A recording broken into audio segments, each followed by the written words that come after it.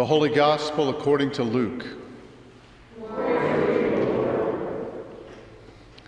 And Jesus said, "But I say to you that listen, love your enemies, do good to those who hate you, bless those who curse you, pray for those who abuse you. If anyone strikes you on the cheek, offer the other also. And from anyone who takes away your coat, do not withhold even your shirt. Give to everyone who begs from you, and if anyone takes away your goods, do not ask for them again. Do to others as you would have them do to you. If you love those who love you, what credit is that to you? For even sinners love those who love them. If you do good to those who do good to you, what credit is that to you? For even sinners do the same. If you lend to those from whom you hope to receive, what credit is that to you? Even sinners lend to sinners to receive as much again. But love your enemies. Do good and lend, expecting nothing in return. Your reward will be great, and you will be children of the Most High. For he is kind to the ungrateful and the wicked. Be merciful, just as your Father is merciful. Do not judge, and you will not be judged. Do not condemn, and you will not be condemned. Forgive, and you will be forgiven. Give, and it will be given to you. A good measure, pressed down, shaken together, running over, will be put into your lap. For the measure you give will be the measure you get back." The Gospel of the Lord. Praise to you, Lord Christ.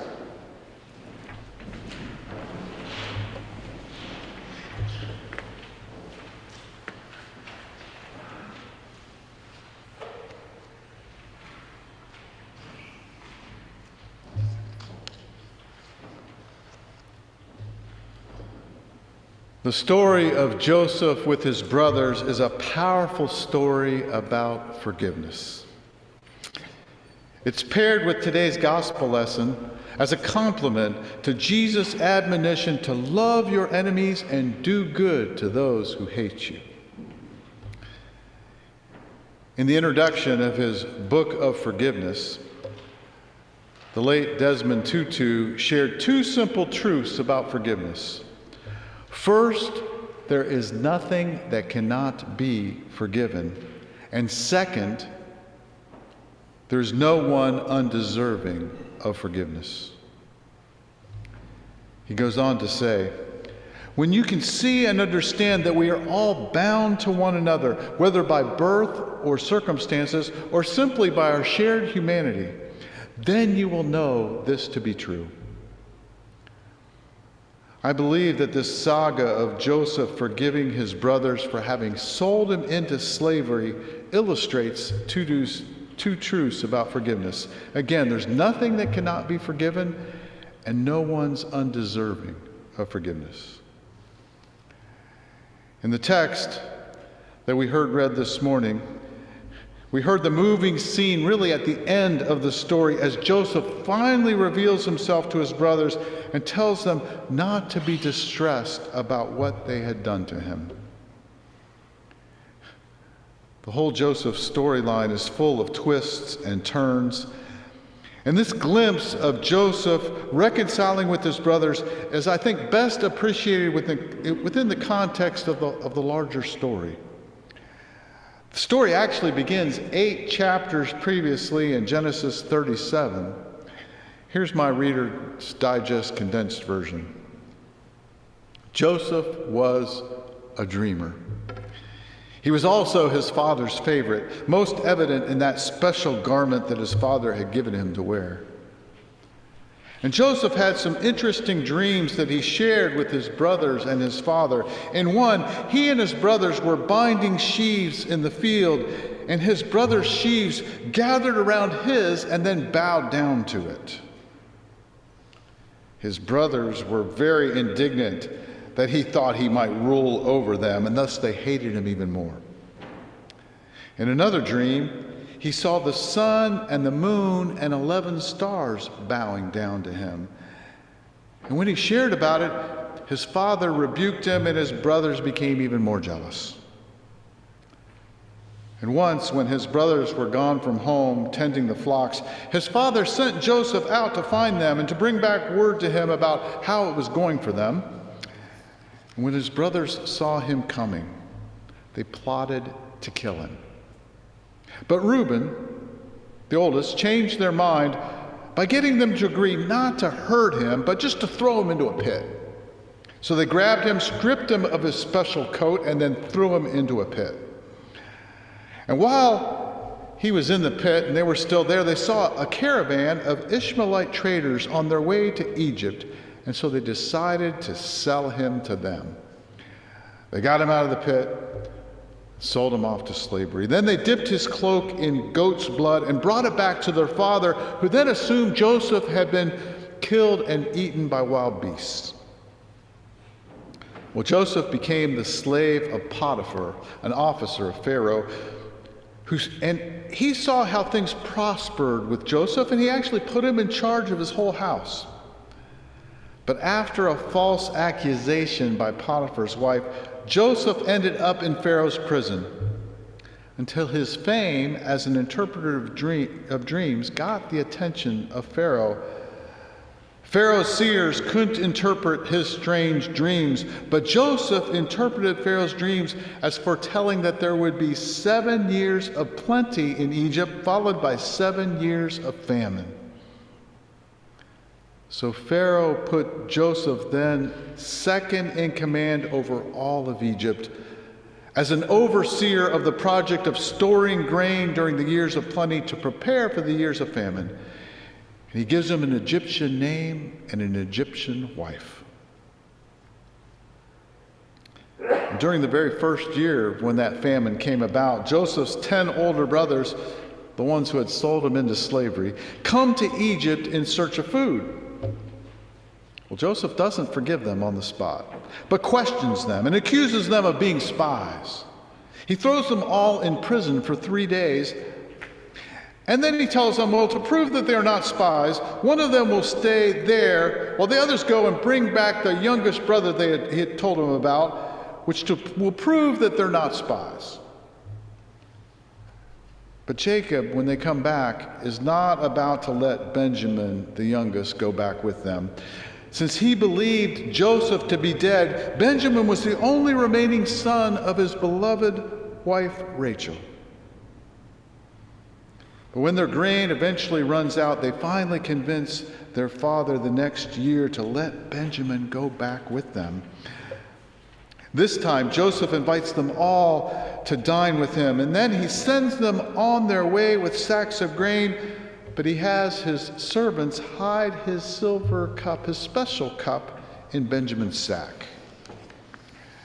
Joseph then sends his servants to accuse them of stealing the cup and to bring them back. And then Joseph then declares that since the cup was found in Benjamin's sack, he must become his slave.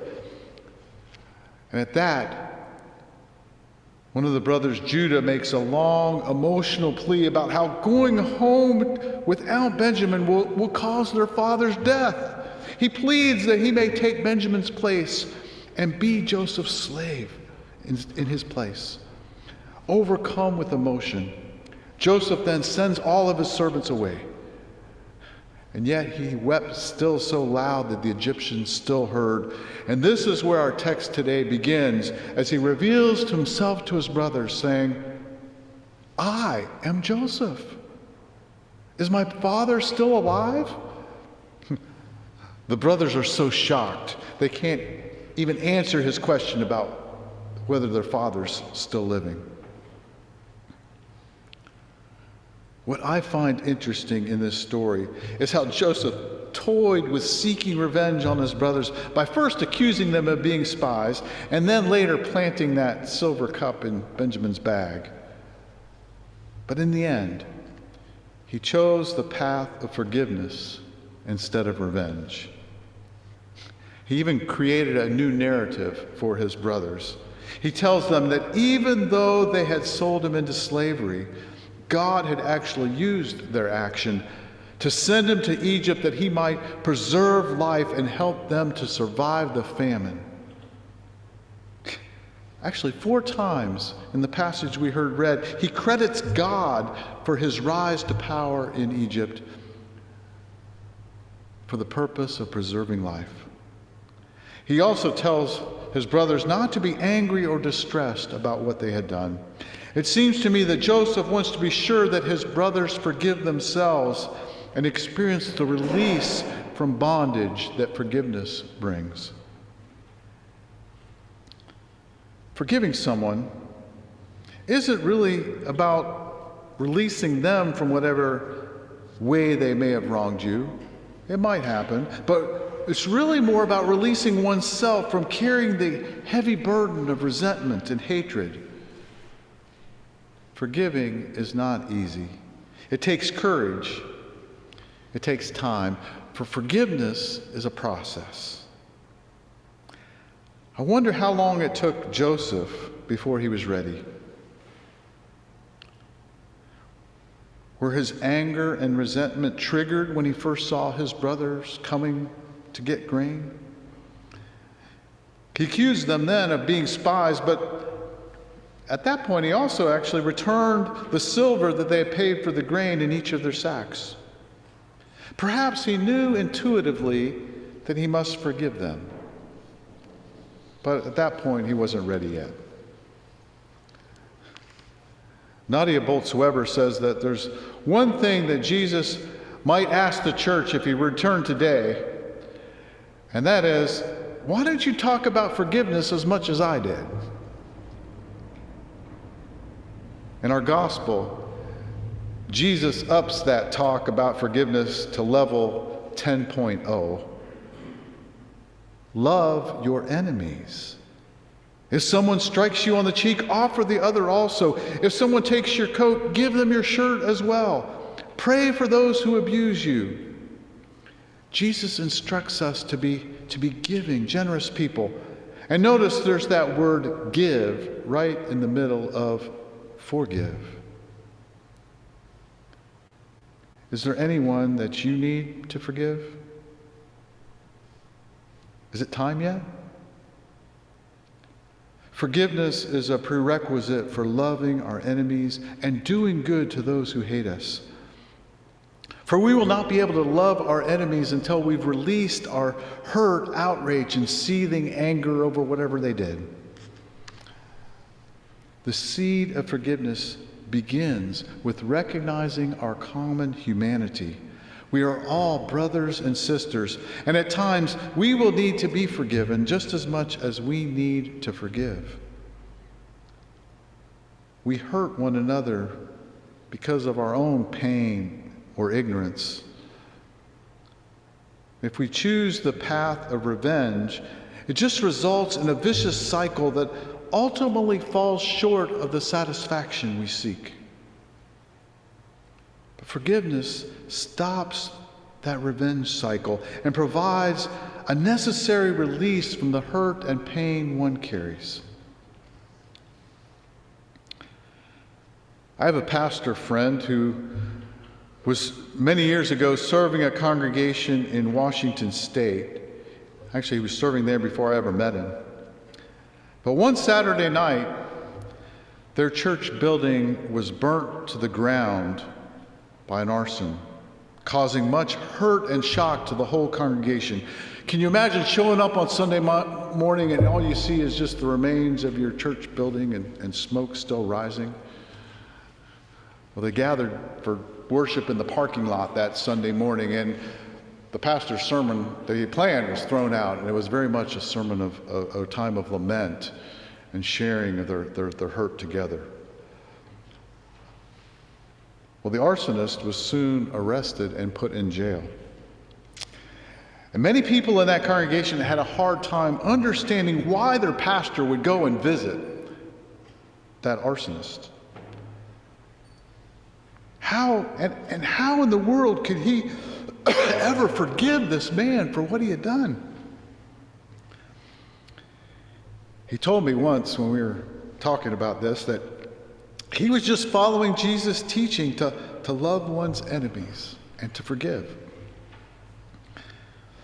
And his offer of forgiveness and his visits with that man did happen to lead to that arsonist's repentance for what he had done. But even if it hadn't, that pastor was leading his congregation in the only path towards healing that their collective pain could find.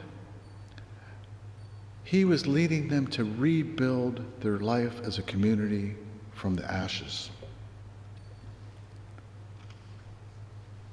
As disciples of Christ, forgiveness is a part of our DNA.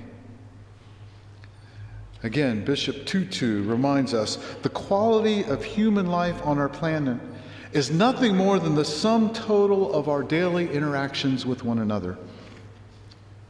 Each time we help and each time we harm, we have a dramatic impact on our world. And because we are human, some of our interactions will go wrong, and then we will hurt or be hurt or both. It's the nature of being human. It's unavoidable. And forgiveness is the way to set those interactions right. It's the way that we mend tears in the social fabric. It's the way we stop our human community from unraveling completely. This story of Joseph and his brothers isn't just a quaint story from long ago. It's a story to inform and guide our own practice of forgiving those who have wronged us. And I wonder if Joseph began to see his own role in what his brothers did. Did he put himself in their shoes and see from their perspective how they felt about his being their father's favorite? Could he recognize how his sharing about his self-important dreams fueled their jealousy to the point of wanting to get rid of him? This story opens our eyes to the complexity of relationships. It also opens our eyes to how forgiveness is the only way to restore the brokenness that we will inevitably experience in our relationships.